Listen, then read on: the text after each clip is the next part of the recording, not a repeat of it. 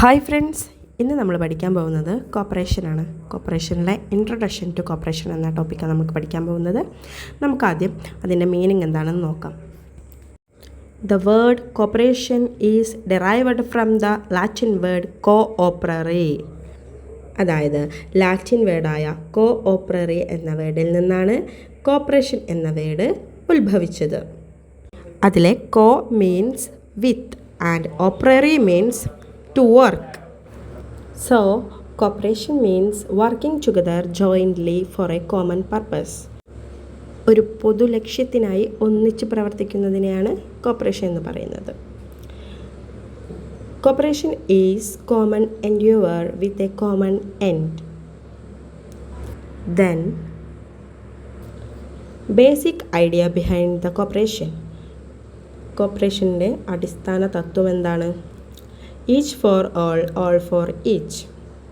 അതായത് എല്ലാവർക്കും ഒരാൾ, ഒരാൾക്ക് എല്ലാവരും എന്നതാണ് കോപ്പറേഷൻ്റെ അടിസ്ഥാന തത്വം. ഇനി ഓൾഡ് കോൺസെപ്റ്റ് പ്രകാരം കോപ്പറേഷൻ എന്താണെന്ന് നോക്കാം. It is the way of life than A form of business. അതായത് സഹകരണം എന്നത് ഒരു ബിസിനസ് രീതി എന്നതിലുപരി ഒരു ജീവിത രീതിയായിരുന്നു എന്നതാണ് ഓൾഡ് കോൺസെപ്റ്റിൽ പറയുന്നത്. ഇനി നമുക്ക് മോഡേൺ കോൺസെപ്റ്റ് നോക്കാം. It is the special method of doing business. ആധുനിക കാഴ്ചപ്പാടിൽ കോപ്പറേഷൻ ഒരു പ്രത്യേക ബിസിനസ് രീതിയായിട്ടാണ് കാണുന്നത്. 1995 ഇൻ്റർനാഷണൽ കോപ്പറേറ്റീവ് അലയൻസ് കോപ്പറേഷൻസിനൊരു ഡെഫിനേഷൻ കൊടുത്തിട്ടുണ്ട്. അതിലെന്താ പറയുന്നതെന്ന് നോക്കാം. Cooperative is an autonomous association of person യൂണിറ്റഡ് voluntary to meet their common economic, social and cultural needs and aspirations through a jointly owned and democratically controlled enterprise. അതായത് തങ്ങളുടെ പൊതുവായ സാമ്പത്തിക, സാമൂഹിക, സാംസ്കാരിക ആവശ്യങ്ങളും അഭിലാഷങ്ങളും നിറവേറ്റുന്നതിനായി സംയുക്തമായ ഉടമസ്ഥതയിൽ ഉള്ളതും ജനാധിപത്യപരമായി നിയന്ത്രിക്കപ്പെടുന്നതുമായ ഒരു സംരംഭത്തിലൂടെ ഒത്തുചേരുന്ന സ്വയം ഭരണാധികാരമുള്ള ഒരു കൂട്ടായ്മയാണ് സഹകരണ സംഘം എന്നാണ് ICA കൊടുത്തിട്ടുള്ള ഡെഫിനിഷൻ. ഇനി നമുക്ക് പ്രമുഖ ചിന്തകന്മാരുടെ കാഴ്ചപ്പാടെന്ന് നോക്കാം. പ്ലേറ്റോ പറയുന്നത് എന്താ? In seeking the good of others we find our on.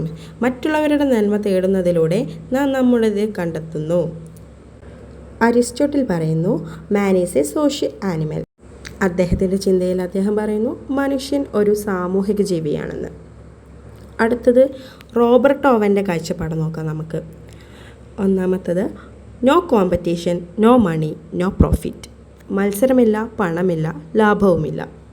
അടുത്തതായി പറയുന്നത് man by birth is neither too good or not too bad. It is the circumstances that make him good or bad.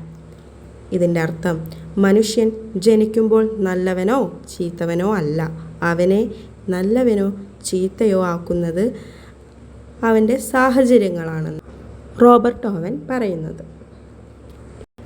ഇനി നമുക്ക് മറ്റു ചിന്തകന്മാരുടെ ചിന്തകളെല്ലാം നമുക്ക് അടുത്ത ക്ലാസ്സിൽ ചർച്ച ചെയ്യാം. അതുവരേക്കും ബൈ.